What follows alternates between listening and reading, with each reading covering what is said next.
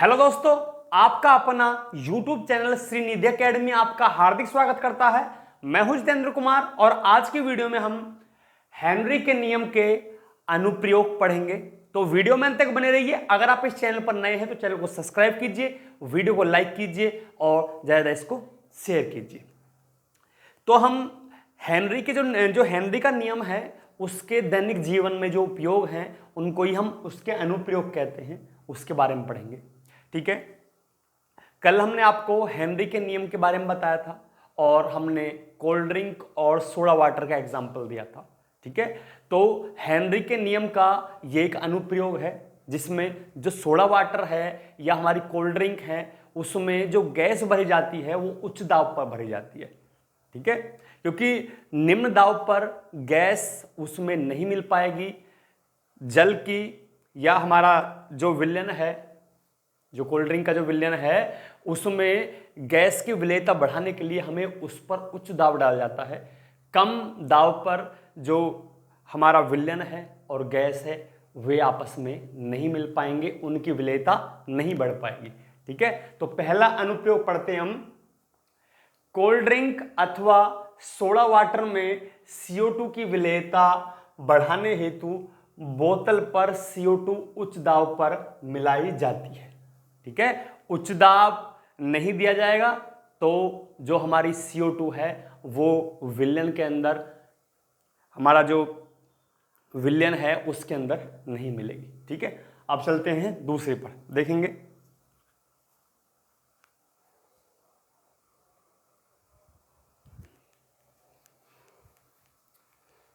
दूसरा जो उपयोग है हेनरी के नियम का वो गोताखोरों के जो सिलेंडर होते हैं उसमें वायु भरी होती है और उस वायु के अंदर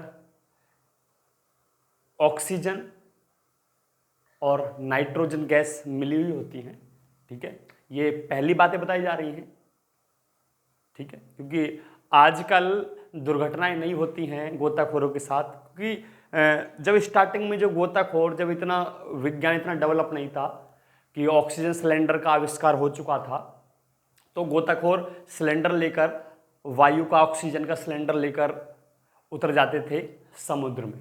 ठीक है, और जब समुद्र में वे नीचे जाते थे तो वायु दाब और द्रव दाब, जब पानी के अंदर जाएंगे तो बहुत सारा पानी, 1 किलोमीटर 2 किलोमीटर का पानी और पूरा वायुमंडल ऊपर होता है, तो उस समय वायु दाब और द्रव दाब बहुत अधिक हो जाता है। और जब हम सांस लेते हैं तो सांस पर जो दाब है, द्रव दाब प्लस वायु दाब बहुत अधिक होता है। और हेनरी के नियम के अनुसार अगर जो दाब है वो अधिक हो जाएगा तो जो विलेयता है गैस की वो द्रव में ज्यादा हो जाएगी। ठीक है, जैसे हम नॉर्मल सांस लेते हैं, जब नॉर्मल सांस लेते हैं धरती पर 576 वायुमंडलीय दाब पर, तो उस समय हम पर हमारा जो ब्लड है और जो सांस है वो इस प्रकार मिलते हैं कि हमारे जीवन के लिए बिल्कुल नॉर्मल है। लेकिन अगर दाब बढ़ जाए या दाब घट जाए तो वो हमारे लिए समस्या पैदा करता है। ठीक है, इससे अगला जो अनुप्रयोग होगा उसमें हम बताएंगे कि जब पहाड़ पे चढ़ते हैं तो उस समय जो विलेयता है ऑक्सीजन की वो द्रव के अंदर घट जाती है, उस समय प्रॉब्लम होती है। तो हम बात कर रहे हैं इस टाइम कि हम समुद्र के भीतर, जो गोताखोर है अब वो समुद्र के तल पे पहुंच चुका है, तो उस स्थान पर वायु दाब प्लस द्रव दाब बहुत अधिक है, जिसके कारण जो ब्लड है प्लस जो ऑक्सीजन ले रहा है गोताखोर, तो उनकी विलेयता बहुत अधिक हो जाती है, क्योंकि दाब बहुत ज्यादा है, द्रव दाब है और दूसरा कौन सा दाब है, वायु दाब है। दोनों दाब लग रहे हैं किस पर, जो हमारी ऑक्सीजन है उस पर लग रहे हैं, जिसके कारण जो ब्लड है और जो ऑक्सीजन है उनकी विलेयता बहुत अधिक हो जाती है। ठीक है, जब विलेयता बहुत अधिक हो जाती है, अब गोताखोर अपना काम करके ऊपर जाता है। ठीक है, जब ऊपर जाता रहता है तो क्या होता है, द्रव दाब कम होता रहता है और वायु दाब भी कम होता रहता है। जब द्रव दाब और वायु दाब कम होते हैं तो जो विलेयता घटती है, विलेयता घटती है तो द्रव के अंदर मतलब ब्लड के अंदर जो ऑक्सीजन है वो ऑन द स्पॉट जहां है, कोशिका के अंदर, नस के अंदर जहां भी है वहीं से निकलने का प्रयास करती है।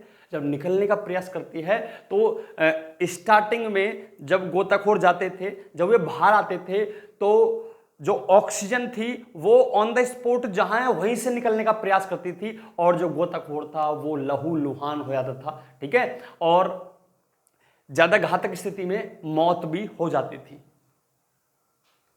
ठीक है, क्योंकि जो नाइट्रोजन है और ऑक्सीजन है उनकी विलेयता बहुत अधिक है। अब समस्या पैदा हुई कि भाई अगर ऐसी कंडीशन हर गोताखोर के साथ हुई तो समुद्र में कौन जाएगा? तो समुद्र में कोई भी नहीं जाएगा, क्योंकि अंदर जाएंगे विलेयता बढ़ेगी द्रव के अंदर ऑक्सीजन की और वो बाहर आएगा तो समस्या लहूलुहान, वही समस्या हो जाएगी, ठीक है। लहूलुहान भी नहीं तो बहुत अधिक दर्द होता है। जो गैस है ऑन द स्पॉट सांस से तो गई, हम सांस लेते हैं उसके रहा गई, लेकिन 1 घंटे रहे, 2 घंटे रहे, 3 घंटे रहे तो जितनी भी ऑक्सीजन गई उसकी विलेयता बहुत अधिक होगी। जब हम ऊपर आए तो वो ऑक्सीजन जहां भी है वहीं से निकलने का प्रयास करती है, तो इससे क्या होता है? बहुत अधिक दर्द होता है। इस दर्द से बचने के लिए एक ऑक्सीजन के साथ ऐसी गैस मिलाएगी जिसकी विलेयता बहुत कम है, ठीक है, और वो हमारी गैस है हीलियम, जिसकी जो विलेयता लगभग 11% है, ठीक है, जिसकी विलेयता क्या है? बहुत कम है, ठीक है। जब विलेयता उसकी बहुत कम है तो समुद्र के अंदर जाएंगे, समुद्र के अंदर जाने पर जो विलेयता है ब्लड की और ऑक्सीजन की वो क्या होगी? कम होगी। जब गोताखोर ऊपर आएगा तो गोताखोर के ऊपर आने पर जो पीड़ा है वो इतनी नहीं होगी, क्योंकि विलेयता तो बढ़ती है, ज्यादा नहीं तो कम बढ़ती है, लेकिन उतनी कंडीशन, उतनी हालत खराब नहीं होती जो पहले नाइट्रोजन और ऑक्सीजन के मिश्रण से जो विलेयता बढ़ती थी और बाहर आने पर जो समस्या घटती थी वो अब समस्या नहीं घटती है, ठीक है। इसको पढ़ते हैं। जब गोताखोर समुद्र की गहराई में जाते हैं तो उन्हें उच्च दाब की वायु में सांस लेना पड़ता है, ठीक है, जिसके कारण वायु में उपस्थित नाइट्रोजन व ऑक्सीजन की जल में विलेयता बढ़ जाती है। जब गोताखोर पानी के बाहर आते हैं तो रक्त में घुली गैसें, कौन कौन सी? नाइट्रोजन, ऑक्सीजन, बुलबुलों के रूप में रक्त से बाहर निकलती हैं। ये बुलबुले कोशिकाओं में अवरोध उत्पन्न करते हैं, ठीक है, जहां हैं वहीं से निकलने का प्रयास करते हैं बुलबुले और गोताखोर को अत्यंत पीड़ा होती है। इस अवस्था को बैंड कहते हैं, ठीक है। इस पीड़ा से बचाव के लिए गोताखोरों के सिलेंडर में हीलियम मिलाई जाती है, क्योंकि हीलियम की विलेयता कम होती है, ठीक है। तो दूसरा अनुप्रयोग ये हुआ। अब तीसरा अनुप्रयोग हम कहां जाएंगे? अब हम पहाड़ों पे जाएंगे, ठीक है। पहाड़ों पे जाएंगे तो वहां पर वायुदाब कम हो जाता है। जब वायुदाब कम हो जाता है तो जो हमारी ऑक्सीजन है और जो हमारा ब्लड है उनकी विलेयता घटती है, तो विलेयता घटने पर हमें सांस लेने में प्रॉब्लम होती है, ठीक है। तो क्या होता है पढ़ते हैं उसके बारे में। तीसरा अनुप्रयोग देखते हैं हेनरी के नियम का।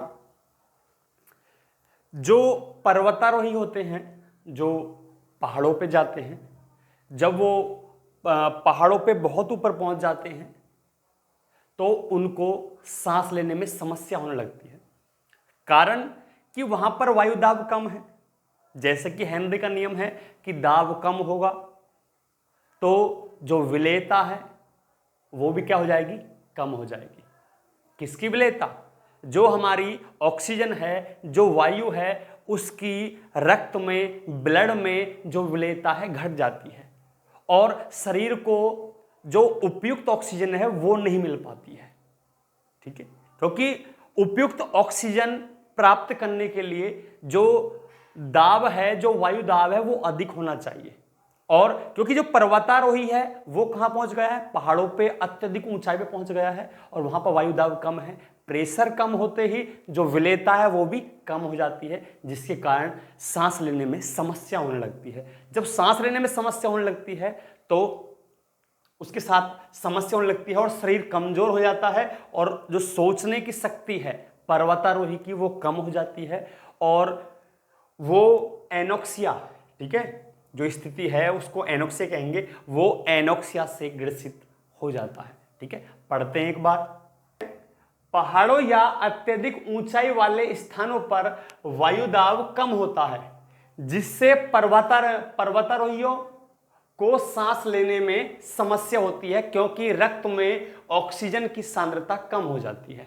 ठीक है, तथा ऑक्सीजन की कमी के कारण उनका शरीर कमजोर होने लगता है और उनकी सोचने की क्षमता कम हो जाती है और वे एनोक्सिया से ग्रसित हो जाते हैं। ठीक है, तो ये जितने भी उदाहरण दिए हैं सब हेनरी के नियम के अकॉर्डिंग है, और ये हेनरी के नियम के अनुप्रयोग हैं, हेनरी के नियम के दैनिक जीवन में उपयोग हैं। ठीक है, तो आज के लिए केवल इतना ही है। वीडियो को आपने अंत तक देखा इसके लिए धन्यवाद। अगर आप इस चैनल पर नए हैं तो चैनल को सब्सक्राइब कीजिए, वीडियो को लाइक कीजिए और ज्यादा इसको शेयर कीजिए। मिलते हैं नेक्स्ट टाइम एक नई वीडियो के साथ, तब तक के लिए नमस्कार।